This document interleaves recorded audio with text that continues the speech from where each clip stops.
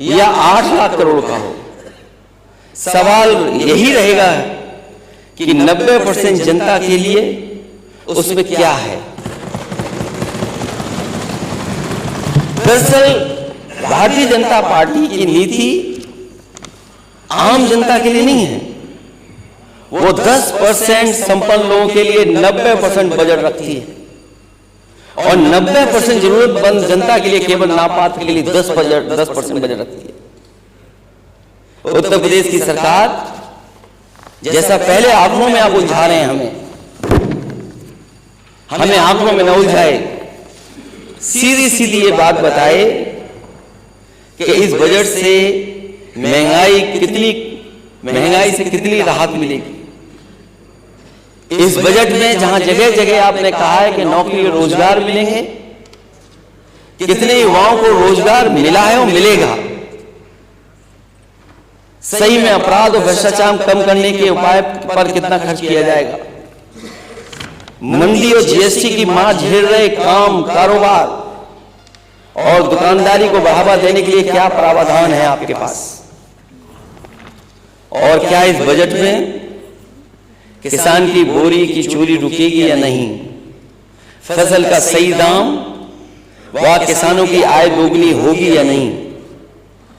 और ये फसल की आय दोगुनी का नारा अध्यक्ष महोदय विपक्ष का नहीं है, ये सत्ता में बैठे हुए लोग उनका है, दिल्ली से लेकर के लखनऊ वालों का है, डबल इंजन की सरकार वालों का है। अगर 7 लाख और 8 लाख करोड़ का ये बजट है तो सरकार कम से कम ये स्पष्ट करे, क्योंकि इसके बाद हम लोग को चुनाव में भी जाना है, क्या किसानों की आय दोगुनी होगी या नहीं होगी। मजदूर श्रमिकों के मेहनत की सही कीमत इस बजट से मिलेगी या नहीं मिलेगी। कर्मचारियों को पुरानी पेंशन मिलेगी या नहीं मिलेगी। अच्छी दवाई, अच्छी पढ़ाई के लिए कितना आवंटन है। और यह भी सच है कि अभी तक जितने भी बिजली के कारखाने लगाए गए थे वो अभी पूरी क्षमता पर नहीं चल पा रहे हैं। और जो प्लांट लग भी रहे थे, अगर वो आज लग गए होते तो उत्तर प्रदेश को सरप्लस बिजली होती, सस्ती बिजली होती। सरकार ये बताए कि बिजली के नए प्लांटों के लिए कितना बजट है, पानी घर पहुंचाने और शौचालयों को सुचारू रूप से चलाने की योजना के लिए दिखावटी प्रावधान कितने हैं। नई सड़कों को तो छोड़िए, बस इतना और बता दें कि सड़कों के गड्ढे भरने के बजट में कोई प्रावधान है या नहीं है। और कम से कम ये सरकार बताए कि पिछले 7 साल में गड्ढे को भरने के बहाने कितना पैसा इन्होंने खर्च किया है। और फिर हालांकि नेता सदन ने वो 2 लाइनें तो सुन ली होंगी, बड़ा हुआ तो क्या हुआ जैसे पेड़ खजूर, बड़ा हुआ तो क्या हुआ जैसे पेड़ खजूर, पंछी को छाया नहीं फल लागे अति दूर। तो जब आप बजट इतना बड़ा दिखा रहे हैं, वो जमीन पे क्या दिख रहा है, जमीन पर कितना पहुंचा है। और झूठे दावों के दिखावटी प्रचार के लिए आपकी भाजपा सरकार ने कितना प्रावधान दिया है, कृपया इसकी मोटी फाइल जनता के सामने अलग से रखने का भी काम करें। क्योंकि आप $1 ट्रिलियन की इकोनॉमी का सपना देख रहे हैं और देखिए दिल्ली से जो खबर आती है वो $5 लाख ट्रिलियन इकोनॉमी का सपना दिखाया जाता है। और कई माननीय सदस्य इस बात को कहते हैं, और खासकर भारतीय जनता पार्टी के लोग, कि इतना खुशहाली और तरक्की हुई है कि विश्व की 5वीं अर्थव्यवस्था में हम लोग शामिल हो गए हैं। और अगर हम 5वीं अर्थव्यवस्था में शामिल हो गए हैं तो कुछ सवाल हमारे भी हैं, विपक्ष के लोगों के। विश्व की 5वीं अर्थव्यवस्था, लेकिन 80 करोड़ जनता को 5 किलो राशन पर निर्भर है। विश्व की 5वीं अर्थव्यवस्था, लेकिन किसान की बोली में से 5 किलो की चोरी जारी है। विश्व की 5वीं अर्थव्यवस्था, लेकिन अग्निवीर की भर्ती 5 साल के लिए भी नहीं। विश्व की 5वीं अर्थव्यवस्था, लेकिन किसानों को 5% भी लाभकारी मूल्य नहीं। विश्व की 5वीं अर्थव्यवस्था, लेकिन पुरानी पेंशन के लिए 5 पैसे भी नहीं। विश्व की 5वीं अर्थव्यवस्था, लेकिन युवाओं के लिए न तो कोई रोजगार और न 500 रुपए का बेरोजगारी भत्ता। विश्व की 5वीं अर्थव्यवस्था, लेकिन वरिष्ठ नागरिकों को रेल व दूसरे किराए में छूट के लिए 5% का भी बजट नहीं।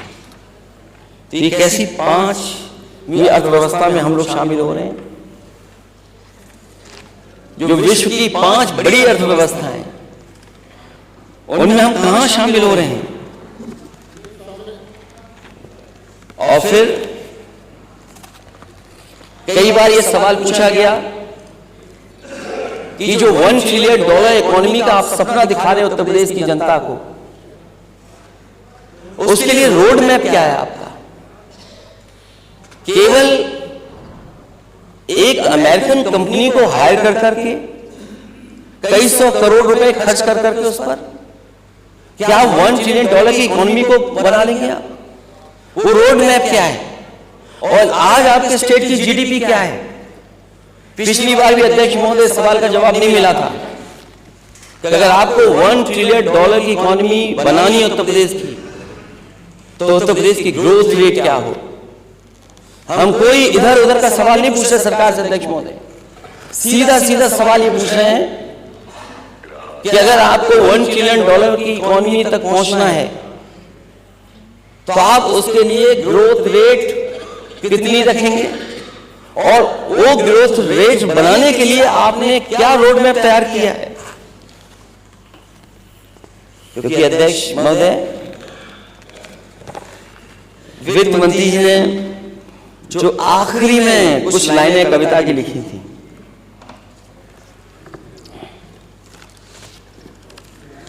जो आखिरी में कुछ कविताओं की लाइन लिखी थी, वो समाजवादियों की कविता थी। मुझे समझ में नहीं आता अध्यक्ष महोदय, इतने बड़े बजट में समाजवादियों की कविता कैसे आ गई? और अध्यक्ष महोदय, यह बात हमारे वित्त मंत्री ज्यादा स्पष्ट कर रहे हैं, क्योंकि अपने शेयर तो वो कम रखते हैं, दूसरों के शेयर ज्यादा पड़ते हैं।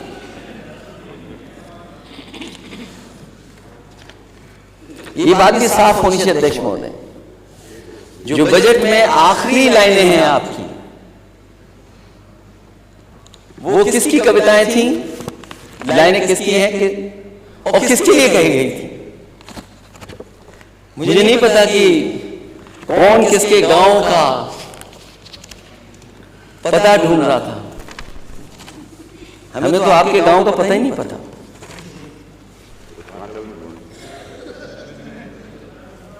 किसी के नाम से मशहूर होकर गांव चलता है, हमें तो आपके गांव का नाम ही नहीं पता।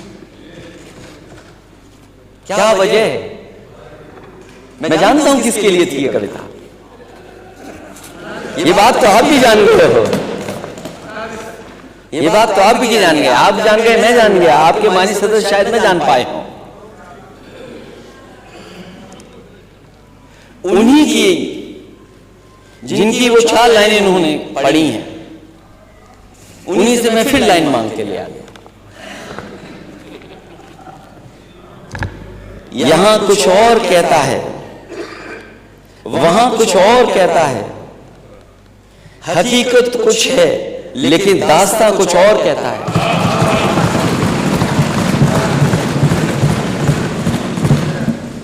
यहां कुछ और कहता है, वहां कुछ और कहता है, हकीकत कुछ है लेकिन दास्तां कुछ और कहता है।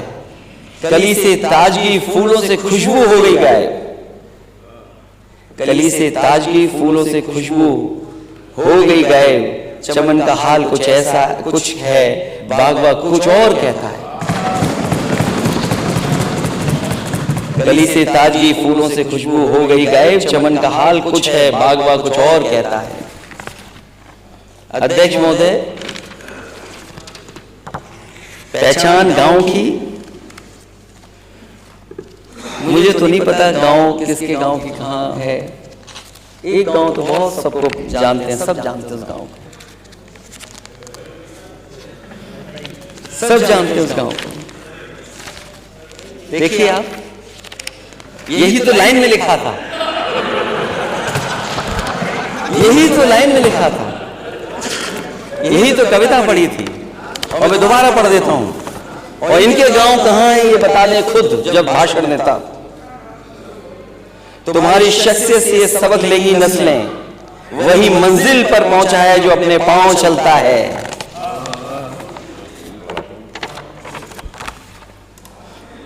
दुआ देते हैं कोई नाम तक भी खानदानों का,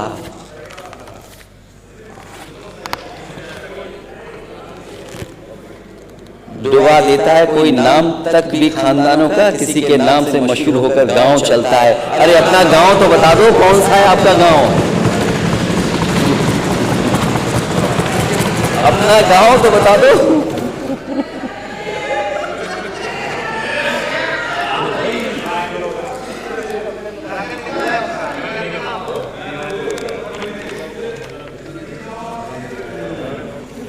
अपने गांव की पहचान बनाओ।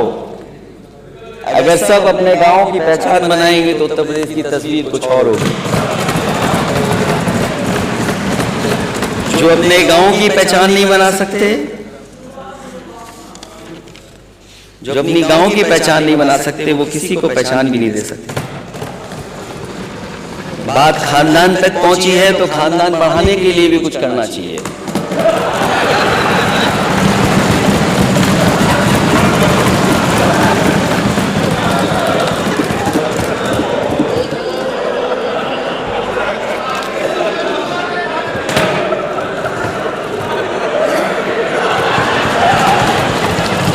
अब तो बात पहुंच गई कहां पहुंचनी थी।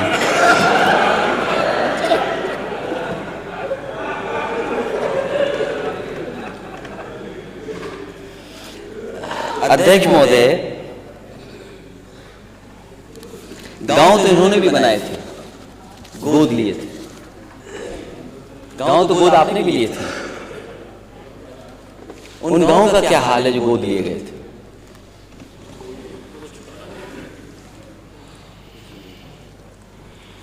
अब तो आपके वहां पांव नहीं पड़ते जिन गांव को आपने गोद लिया।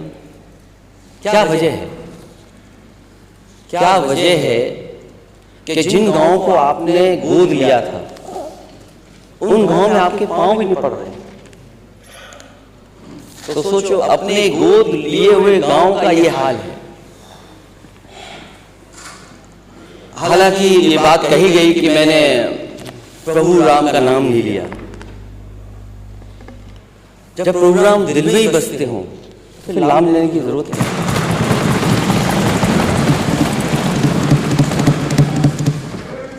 राम पहले भी थे, प्रभु राम आज भी हैं, और प्रभु राम हमेशा रहेंगे।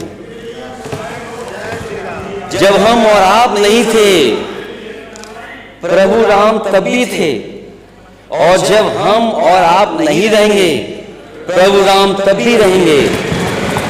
इसलिए कहना कि आप प्रभु राम को लाए हैं, ऐसा कहकर कि आप भगवान श्री राम का अपमान तो कर ही रहे हैं, साथ ही साथ धर्म को भी अपमानित कर रहे हैं। याद रखिए, प्रभु राम अजर हैं, अमर हैं और सबके हैं।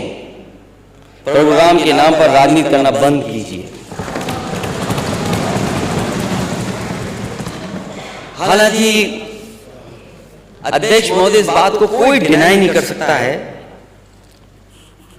कि सबसे ज्यादा तैयारी के लिए सदन के नेता ने न जाने कितनी ट्रिप लगाई होंगी, अनगिनत ट्रिप लगाई, और हर चीज को देखा उन्होंने। सड़क कैसी बनेगी, सड़क के नीचे तार कैसे जाएंगे, सीवर कैसे जाएंगे नीचे, पेड़ कौन से लगेंगे, लाइट कौन सी लगेगी, सब तैयारी में जुटे रहे। और जब भी मौका मिलता था भाग करके जाते थे देखने। वो गिनती तो मुझे नहीं पता अध्यक्ष महोदय, 70 बार। वो गिनती तो मुझे नहीं पता अध्यक्ष महोदय, लेकिन कुछ गिनती तो होगी। 70 हो, 75 हो, 80 हो, 100 हो, जो भी हो गिनती तो होगी। लेकिन खुशी की बात है कि स्वाभाविक है किसी आयोजन में अगर कोई अपनी जिम्मेदारी निभाए तो हमें उसके लिए उसको धन्यवाद देना चाहिए कि जिम्मेदारी निभा रहे हैं वो। जो लोग ताली बजा रहे हैं, हर लाइन पे ताली बजाना। और कोई चीज ऐसी नहीं है जो उन्होंने न छोड़ी हो, हर कोशिश की। और वो कोशिश मुझे जब मैंने गवर्नेंस स्पीच पढ़ी तो गवर्नेंस स्पीच में मुझे देखने को मिला कि इस सरकार ने 31,000 करोड़ से ज्यादा पैसा खर्च किया अभी तक अयोध्या को सजाने के लिए। लेकिन जब पहली बार यात्रा हुई वहां पर दिल्ली वालों की, तो जिन्होंने इतनी तैयारी की थी वो किस नंबर की गाड़ी में बैठे थे। ये बातें मैं इसलिए नहीं बोलना चाहता हूं। मैं जानता हूं कि एक बार मैंने समाजवादी पूर्वांचल एक्सप्रेसवे का वीडियो ट्वीट कर दिया था, और वीडियो ट्वीट का असर यह हुआ कि नेता सदन के साथ दिल्ली वालों ने शूटिंग की थी, फोटो कौन सी अच्छी आएगी। वो मेरे से बेहतर नेता सदन जानते होंगे। तो ये बात मैं नहीं उठाना चाहता था, लेकिन क्या करूं, ताली बजवानी है। हजूरे आला आज तक खामोश बैठे इसी गम में, हजूरे आला आज तक खामोश बैठे इसी गम में, महफिल लूट ले गया कोई जबकि सजाई हमने।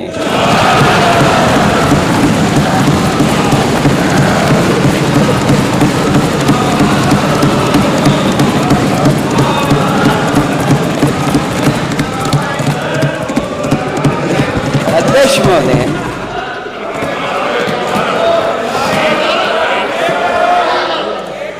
हजूरे आला आज तक खामोश बैठे इसी गम में, महफिल लूट ले गया कोई जबकि सजाई हमने। पहले तो वहां के हर प्रचार में दिखे लेकिन, पहले तो वहां के हर प्रचार में दिखे लेकिन जब सही समय आया तो फोकस से आउट थे।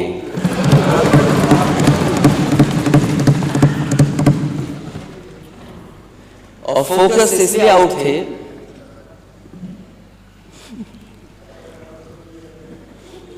ये बात तो चाचा की है नहीं, चाचा वाली मैंने पढ़ दी थी, खजूर वाली बात वो बजट। और फिर जो फोकस में नहीं थे तो हम लोगों को बड़ी मुश्किल से दिखे। और जो बहुत महंगा और आलिशान नहीं बोलूंगा मैं, महंगा लाल रंग का कारपेट बिछा, लाल कारपेट पर महोदय कहीं नहीं दिखाई दिए। अगर कहीं दिखाई दिए हो तो बता दें। और वो भी लाल कारपेट पे मार्क्ड था कि अध्यक्ष महोदय कहां मुड़ना है, और ये निर्देश थे कि लाल कारपेट पे कोई नहीं रहेगा। तो हमें लगता है कि ये लाइन में भी नहीं थे, साइड लाइन में थे। क्योंकि जब कारपेट में नहीं दिखे तो हम लोग देखा कि हैं कहां, तो ये लाइन में भी नहीं थे, साइड लाइन में थे। और लाखों दिए जलाए पर खुद को रोशनी में न ला पाए।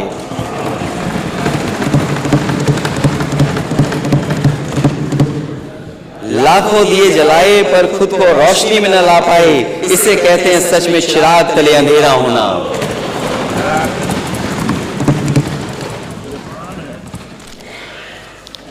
नेता सदन,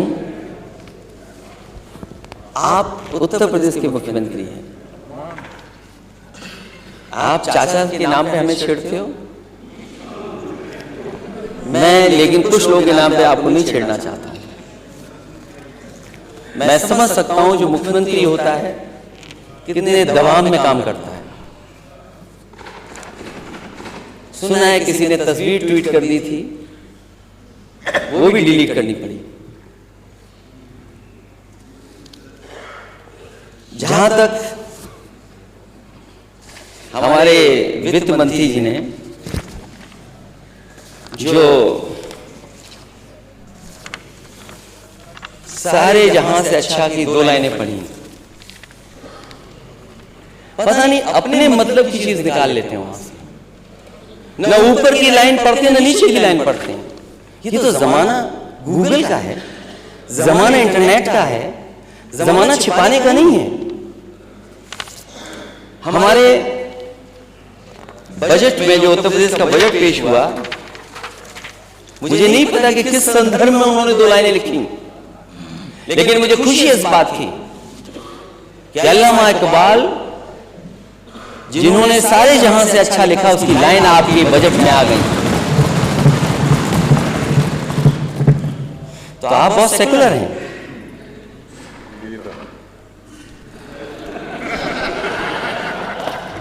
आप सेकुलर हैं, इसलिए दूसरों की उंगली मत उठाना अगर आप ये बात कर रहे हो तो।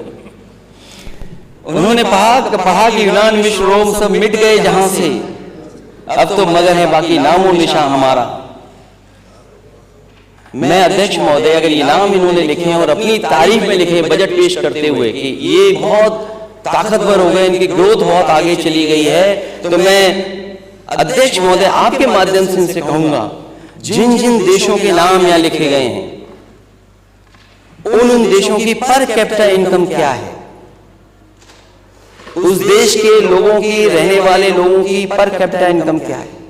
अगर आपकी नीयत कुछ और थी तो मैं उस बारे में नहीं कहना चाहता हूं, लेकिन उसके बाद की लाइन नहीं पढ़ी जो सबसे बड़ी लाइन थी, जो अल्लामा इकबाल ने अपनी लाइन लिखी। इसमें उन्होंने लिखा, कुछ बात है कि हस्ती मिटती नहीं हमारी, सदियों रहा है दुश्मन दौरे जहां हमारा। ये वो लोग हैं जो भारत को बनाना चाहते थे, भारत को अच्छा, सुंदर और देश मजबूत कैसे हो, इसलिए उन्होंने लिखा था सारे जहां से अच्छा हिंदुस्तान हमारा, हम बुलबुले हैं इसकी वो गुलिस्तान हमारा। आपको इतनी अच्छी गजल में केवल 2 लाइनें मिली, आपको केवल 2 लाइनें मिली। आपकी जो लाइनें हटा दी गई इस गाने से, इस गजल से 2 लाइनें हटा के, मैं मिलिट्री स्कूल से पढ़ा हूं अध्यक्ष महोदय, कोई दिन नहीं जाता था जिस दिन सारे जहां से अच्छा नहीं गाते हो हम लोग। और मैं कहता हूं अध्यक्ष महोदय, अगर मैं एक बात इसमें गलत कह रहा हूं तो जाकर के मिलिट्री स्कूल के किसी भी बच्चे से मिल लेना, पूछ लेना, जो वहां पे आर्मी के ऑफिसर्स प्रिंसिपल बनते थे उनसे पूछ लेना। ये गाना हर दिन मिलिट्री स्कूल में हम लोगों ने गाया है, सारे जहां से अच्छा हिंदुस्तान हमारा, हम बुलबुले हैं इसकी वो गुलिस्तान हमारा।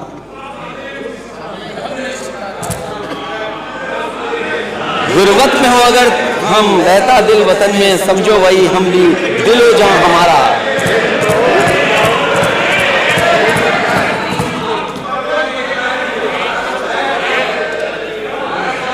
अध्यक्ष महोदय, ये कुछ ऐसे लोग हैं, अध्यक्ष महोदय कुछ ऐसे लोग हैं, जब वो विभाग में मंत्री थे, क्यों मंत्री हटा दिए गए, अब बोल रहे हैं उसके लिए। विभाग को तुमने क्या किया था, विभाग के लिए माननीय सदस्य ने, पर्वत वो सबसे ऊंचा हम साया आसमां का, वो संतरी हमारा, वो पासवा हमारा। गोदी में खेलती है जिसकी हजारों नदियां, गुलशन है जिसके दम से रश के जिन हमारा।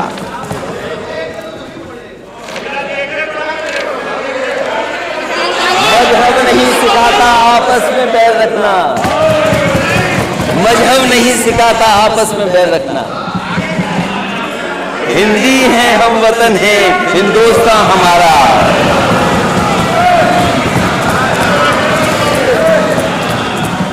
अगर तुम मुख्यमंत्री से 3 into 660 super critical thermal plant कहलवा दो, हम भी पढ़ देंगे तुम्हारे सिर पर है। इसलिए उतना ही बोलना अध्यक्ष महोदय ठीक है जितना बोलना चाहिए।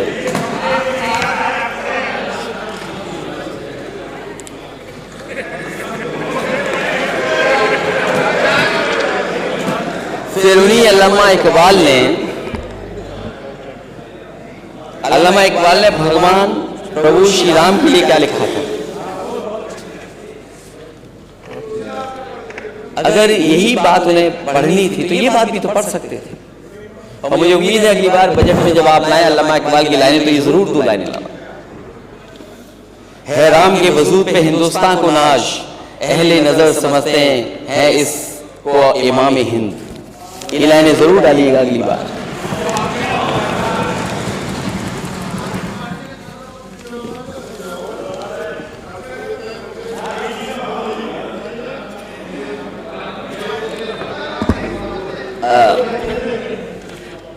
सरकार ये कह रही थी कि उत्तर प्रदेश पहले पहचान का संकट था।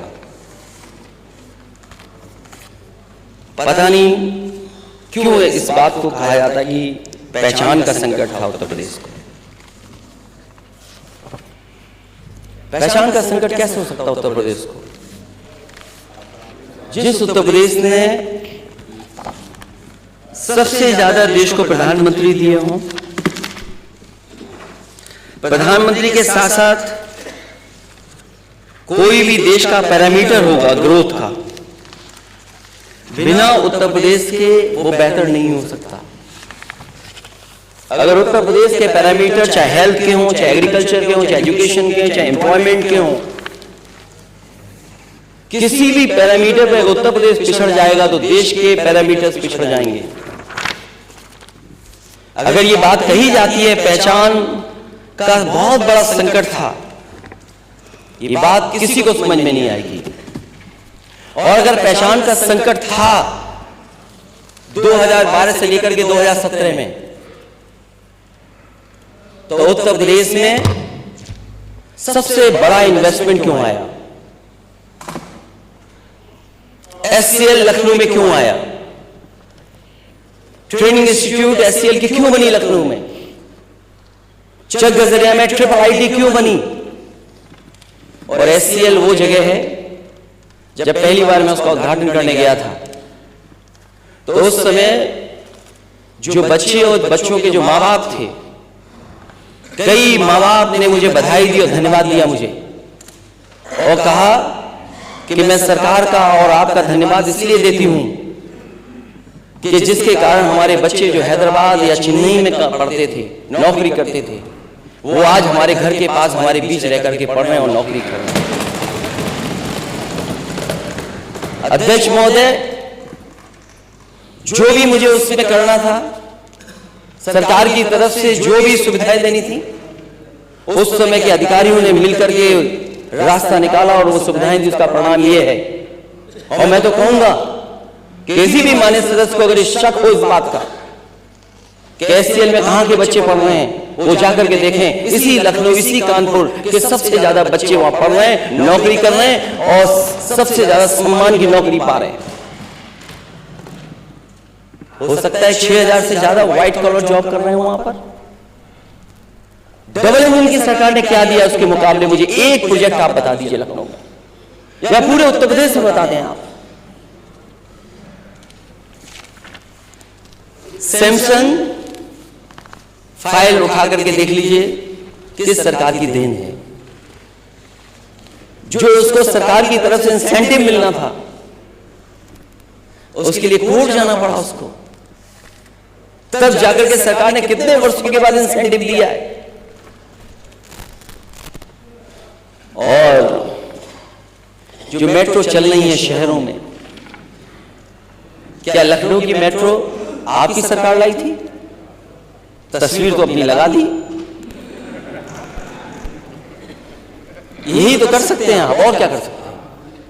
क्या लखनऊ की मेट्रो आप लाए थे? और अगर आप लाए थे तो जहां तक जाती है वहां से वापस क्यों आ जाती है, दूसरे सेक्शन में क्यों नहीं गई अभी तक? 7 साल हो गए डबल इंजन की सरकार के, 7 साल हो गए। वो मेट्रो वहीं से लौट के आ जाती है। क्या कानपुर की मेट्रो आपने प्रपोज की थी? क्या कानपुर की मेट्रो आपकी सरकार की प्रपोज थी? क्या आगरा की मेट्रो आपकी प्रपोज थी? और अगर आपने प्रपोज किया था तो उसका सेकंड फेज क्यों नहीं कर पा रहे हो आप? दिल्ली से जोड़ने वाली नोएडा, वो किसने मेट्रो बनाई? और मुझे अभी भी याद है कि दिल्ली की सरकार ने मदद नहीं की थी बजट को लेकर के। उत्तर प्रदेश ने अपने नोएडा के बजट से देकर के वो दिल्ली से जोड़ने का काम मेट्रो ने किया था। नोएडा टू ग्रेटर नोएडा किसने मेट्रो दी थी? मैं जानना चाहता हूं, जो पहचान या पहचान का संकट था, अगर संकट कोई पैदा कर रहा है डेवलपमेंट को लेकर के या अर्बनाइजेशन को लेकर के, तो वो आपकी सरकार है, वो संकट पैदा कर रही है। क्या ये मेट्रो स्मार्ट सिटी का हिस्सा नहीं है? और जब इसका जवाब आए अध्यक्ष महोदय, मैं जानता हूं ये दाएं बाएं इधर उधर जाने कहां तक लेके जाते हैं, क्या ये स्मार्ट सिटी का हिस्सा नहीं है? और मुझे याद है मैंने बनारस को भी मेट्रो दी थी, लेकिन आपने बनारस की मेट्रो नहीं बनने दी। और जब आप पहली ट्रिप में गए थे झांसी, मुझे आज भी याद है, कई बार on the floor of house में ये बात कह चुका हूं, आपने कहा था कि झांसी से दिल्ली को जोड़ने के लिए एक्सप्रेसवे बनाया जाएगा। क्या वो एक्सप्रेसवे बन गया 7 साल में? झांसी में मेट्रो बन गई क्या? झांसी को भूल जाइए। आपने तो अपने लिए भी कहा था कि हम अपने गांव में बनाएंगे, जो आपका नया गांव है गोरखपुर। कम से कम उसकी तो पहचान बना दो मेट्रो चला करके। कौन रोकता है आपको? ये आपके नीचे हैं वित्त मंत्री जी, दीजिए 1000 करोड़। क्यों नहीं दे पा रहे आप 1000 करोड़? दे दीजिए 2000 करोड़ रुपए। क्यों गोरखपुर में नहीं मेट्रो चल पा रही है? क्योंकि आप चलाना नहीं जानते हो, आप चलाना नहीं चाहते हो। और ये जितने भी डब्बे बने हैं, अगर पहचान का संकट होता तो वो कंपनियां आपके यहां नहीं आती। मुझे याद है उस समय देश की सबसे ज्यादा प्रतिष्ठित कंपनियां यहां पर काम कर रही थी। कुछ कंपनियां तो आज भी काम कर रही हैं। मैंने कई बार सदनों में कहा कि कुछ कंपनियों ने ऐसा काम किया था जो एग्जाम्पलरी था। एक्सप्रेसवे कभी 23 महीने 24 महीने में नहीं बनते, 21 महीने में नहीं बनते। लेकिन मैं इस सदन में उन कंपनियों को बधाई देना चाहता हूं कि उन्होंने उस एक्सप्रेसवे को 23 और 24 महीने में बना करके खड़ा कर दिया था, उद्घाटन हो गया था उसका। आप उन्हीं में से एक कंपनी से आप मंदिर बनवा रहे हैं, लेकिन आपने सड़क नहीं बनाने दी उनको।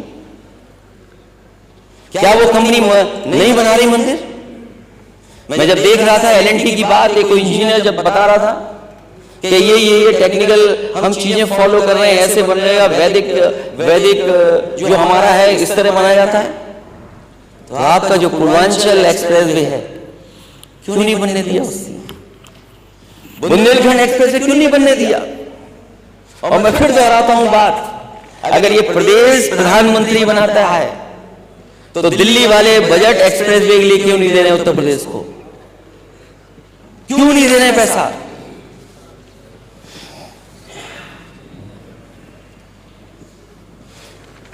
अमूल को लेकर के समाजवादी सरकार में यहां पे इन्वेस्टमेंट हुआ था और उसी समय अमूल से ये बात तय हो गई थी कि लखनऊ, कानपुर और वाराणसी में 3 प्लांट आप लगाएंगे और मिल्क प्रोक्योर करेंगे। यहां पर 2 प्लांट लग करके तैयार हो गए थे, तीसरा बाद में लगा।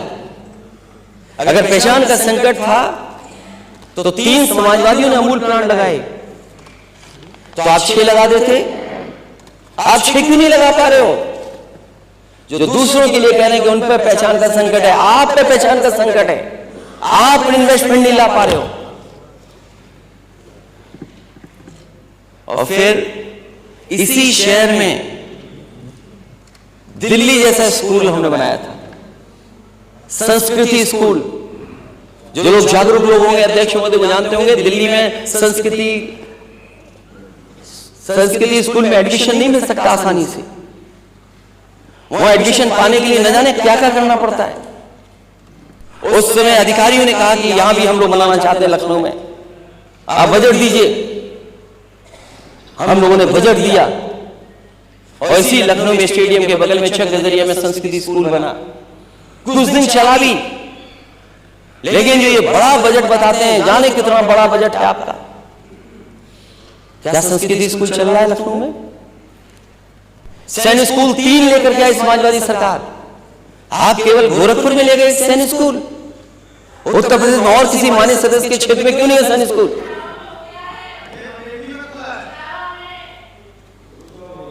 ये लोग, अध्यक्ष महोदय, मैं कुछ भी नहीं कर सकता इन लोगों के लिए, मैं कुछ भी नहीं कर सकता। अध्यक्ष महोदय, जिस समय कांग्रेस की सरकार थी, उस समय वहां के जो शिक्षा मंत्री थे, उन्होंने मुझे फोन किया और कहा कि वो एक अमेठी में सैनिक स्कूल बनाना चाहते हैं। उसके लिए सरकार अगर जमीन उपलब्ध करा देगी और बजट उपलब्ध करा देगी तो सैनिक स्कूल वहां पर बन जाएगा।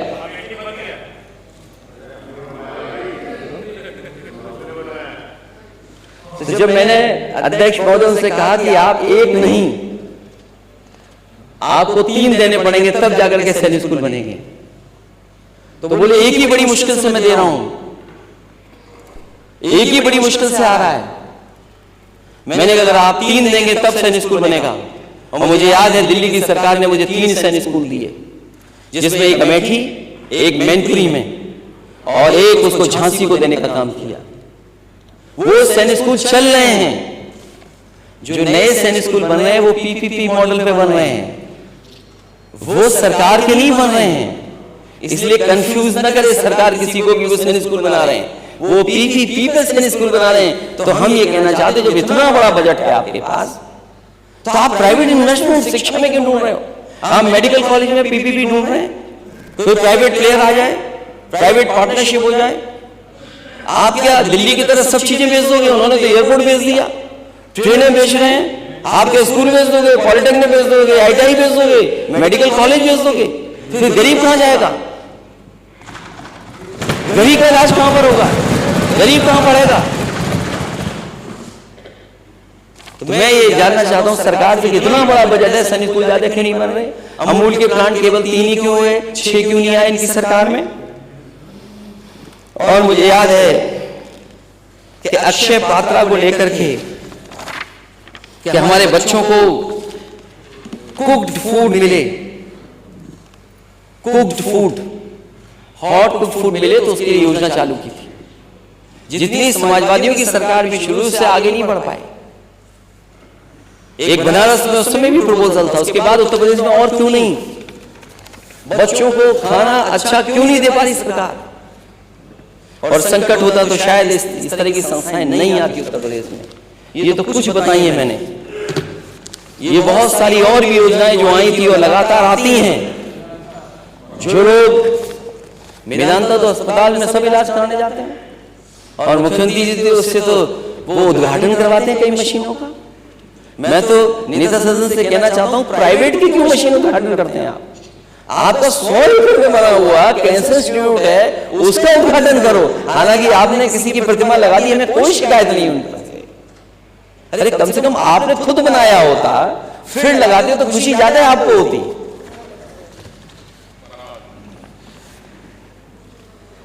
तो ये संकट की बात जो कह रहे हैं, संकट होता तो डायल 100 बन जाती क्या? आपने डायल 100 खराब कर दी। वो कंपनियां क्या यूपी में आती? क्या यूपी में आ जाती वो कंपनियां? और फिर मुझे खुशी इस बात की कि बड़े पैमाने पर हम लोगों ने लैपटॉप डिस्ट्रीब्यूशन किया था। वो लैपटॉप डिस्ट्रीब्यूशन आपकी सरकार में क्यों नहीं हो पा रहा है?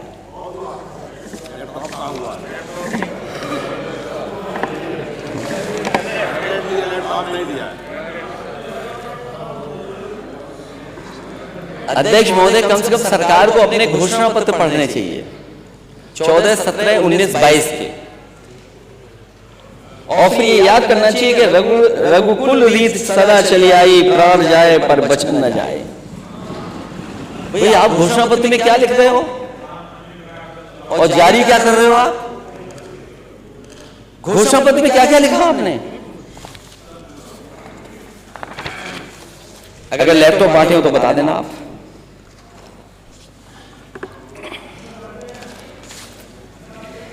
फिर ये सरकार कह रही है कि हम लखनऊ में दिल्ली की तर्ज पर एरो सिटी विकसित किए जाने की योजना है। लगभग 1500 एकड़ में विकसित की जाएगी। 7 सितारा होटल, पार्क, विश्व स्तरीय कन्वेंशन सेंटर जैसी सुविधाएं उपलब्ध होंगी। अगर ये 1500 एकड़ की योजना है, हमें खुशी इस बात की है कि ऐसी योजना सरकार बनाना चाहती है, बना रही है, तो कम से कम इसके लिए बजट क्या है आपका? जब वित्त मंत्री अपना रिप्लाई दें तो कम से कम ये बताएं कि इसमें बजट कितना दिया है इन्होंने।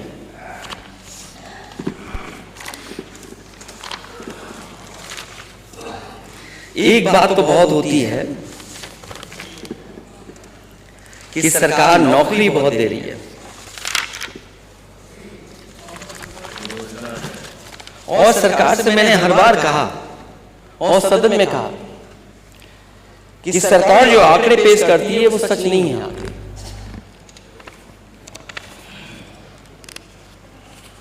और बेरोजगारी का जो आंकड़ा है वो लगातार बढ़ता चला जा रहा है, और इतने बड़े पैमाने पे बेरोजगारी है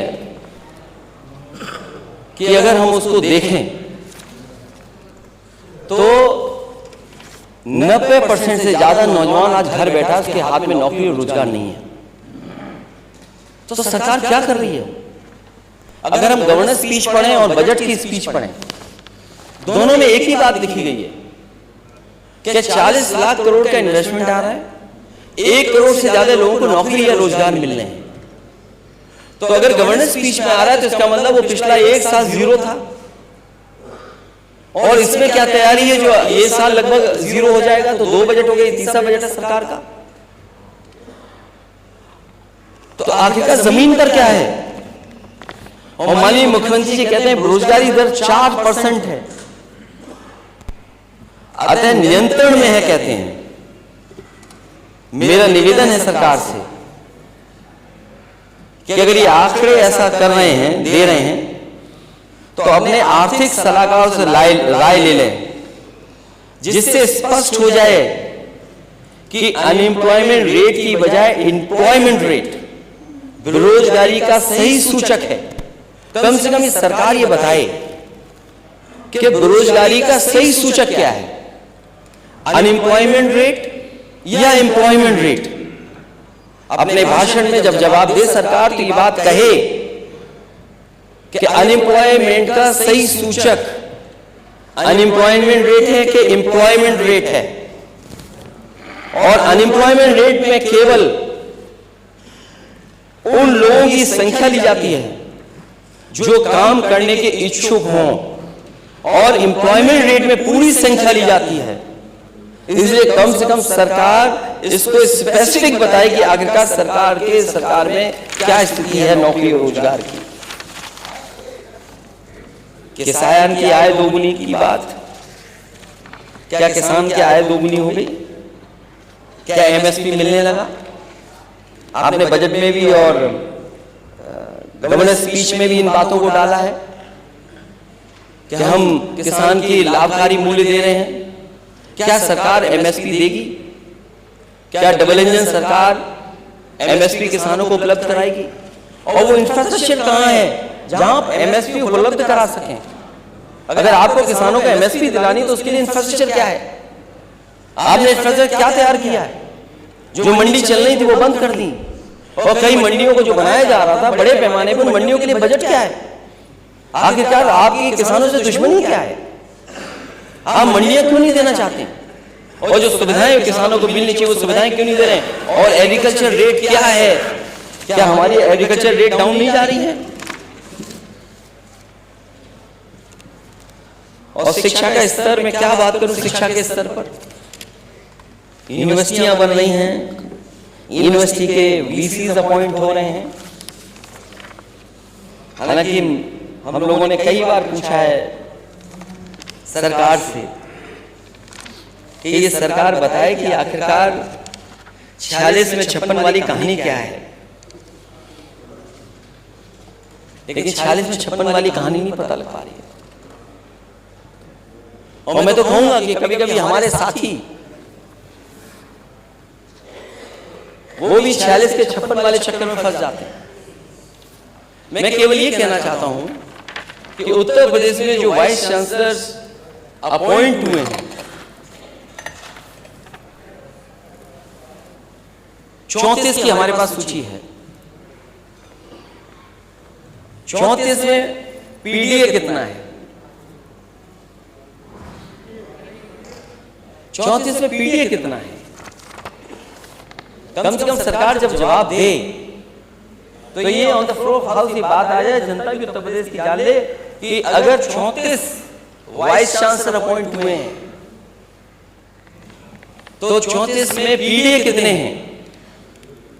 और फिर जो वाइस चांसलर अपॉइंट हुए हैं वो किसको अपॉइंट कर रहे हैं, उसकी भी सूची क्या है? समय समय पर लोगों ने आवाज उठाई लेकिन सच्चाई सामने कभी नहीं आई। कम से कम सरकार ये बात बताएगी कि उसकी सूची में सच्चाई क्या है, पीडीए कितना है उसमें। और अगर एक एक यूनिवर्सिटी का बता दे सरकार तो इससे अच्छा और क्या खुशी की बात हो सकती है। मैंने पढ़ा अखबार में कि अब तो सरकार, अखबार नहीं, सरकार की तरफ से जानकारी मिली कि अब बच्चे इजराइल तो जाएंगे जाएंगे, रशिया और जर्मनी देशों में भी जाएंगे। सोचो, बच्चों को आप वॉर जोन में भेज रहे हैं, यही आपके पास रोजगार के अवसर है। आप बच्चों को वॉर जोन में भेज रहे हैं। और जिस यूनिवर्सिटी में आप बात कह रहे थे वो यूनिवर्सिटी आखिरकार किसने बनाई थी? कॉलेज को यूनिवर्सिटी का दर्जा अगर किसी ने दिया तो समाजवादी लोगों ने दिया। तो जो 46 में 56 वाली बात है वो भी आ जाए और ये भी बातें आ जाए।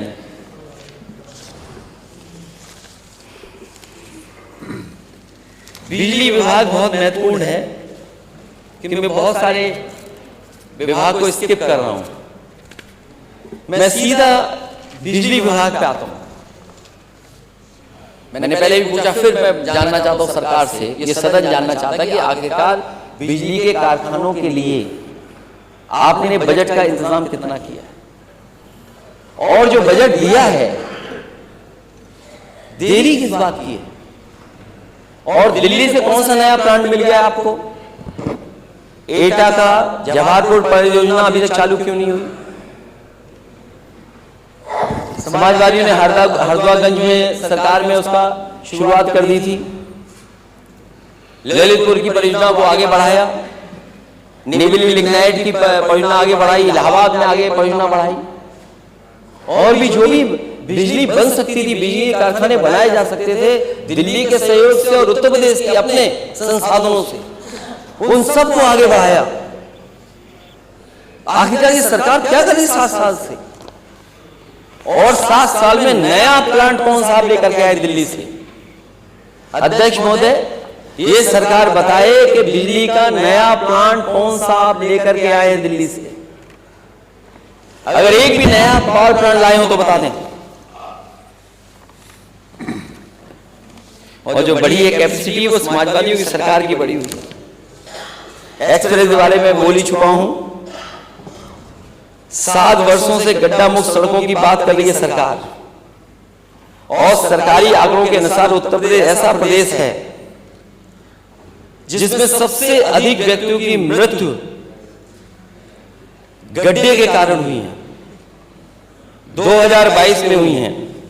उत्तर प्रदेश में प्रयागराज और कानपुर में ही हुई। उत्तर प्रदेश में कुल लगभग 2000 रोड एक्सीडेंट हो चुके हैं, जिसमें 1000 से ज्यादा लोगों की मृत्यु हो चुकी है।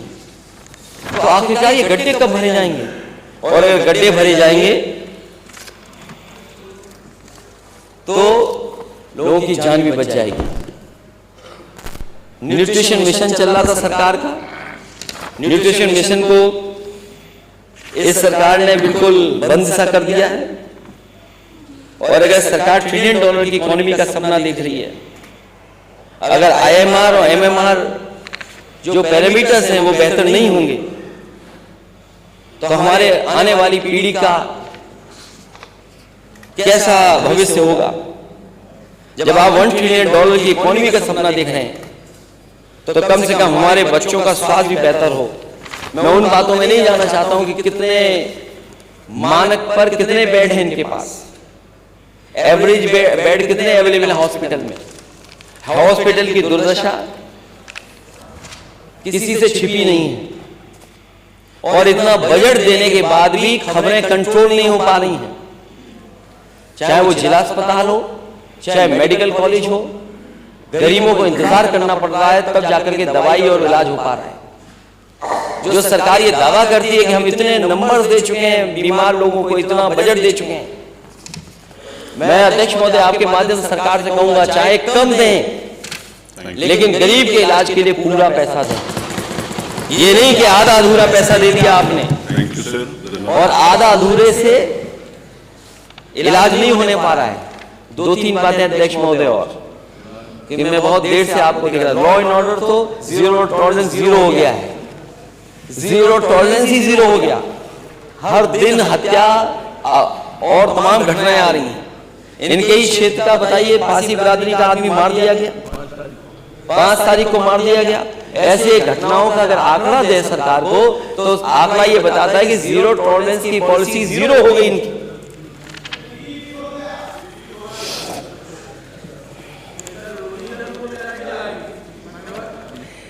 BHU में, हालांकि वो सेंट्रल यूनिवर्सिटी है, PDA मात्र 13% है उसमें।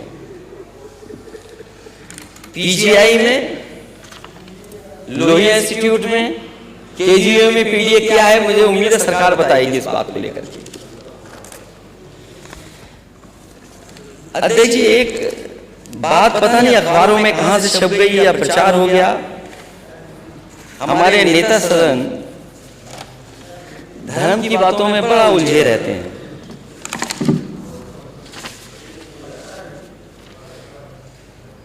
कभी किसी ने कहा है कि धर्म अमीरों की शान और गरीबों की सिसकियां हैं। किसी ने यह भी कहा कि धर्म अफीम का गोला है। हमारे नेता सदन और एक कदम आगे चले गए। उन्होंने दिनकर जी की कुछ लाइनें पढ़ी, राष्ट्रीय कवि रामधारी सिंह दिनकर जी की, और पांडव और कौरवों की बात करती। अध्यक्ष महोदय, नेता सदन ये तो जानते होंगे, हम तो भगवान कृष्ण के वंशजों में ही आते हैं। और आप कहां खड़े हैं और आपका परिचय क्या है, वो तो आप बेहतर बता सकेंगे। जो सच्चाई है वो तो सच्चाई से नहीं कोई हट सकता। और मैंने हमेशा कहा और फिर कहता हूं कि भगवान विष्णु के सब अवतारों को मैं मानता हूं। मैं राम में भी कृष्ण देखता हूं, कृष्ण में भी राम देखता हूं। जो राम है हमारे लिए वही कृष्ण है, जो कृष्ण है वही राम है हमारे लिए। अगर आपके अलग हो तो बता दो। तो हम तो पांडव वाले पक्ष के लोग हैं।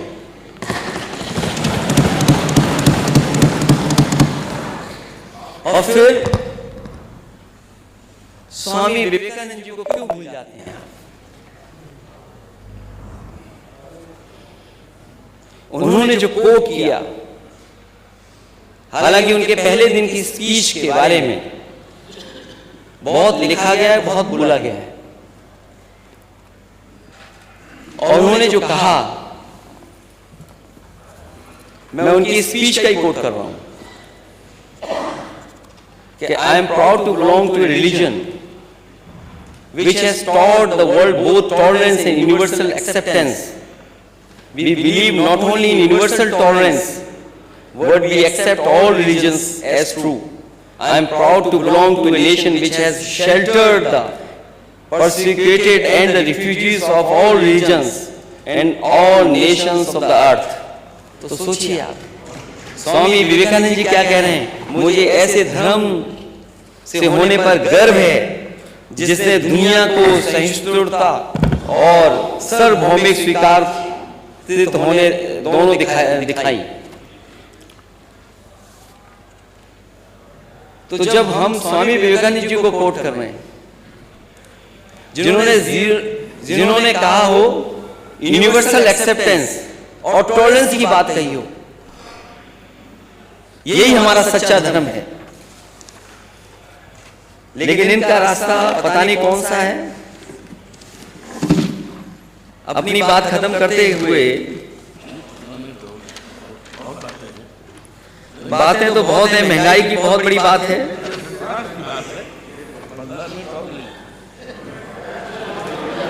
अब देखिए इतने सीनियर और अयोध्या के हैं, अगर वो कह रहे हैं तो ये बात तो कहनी चाहिए कि चलो इस बहाने अयोध्या में जो काम किए वो भी बता दें थोड़े बहुत।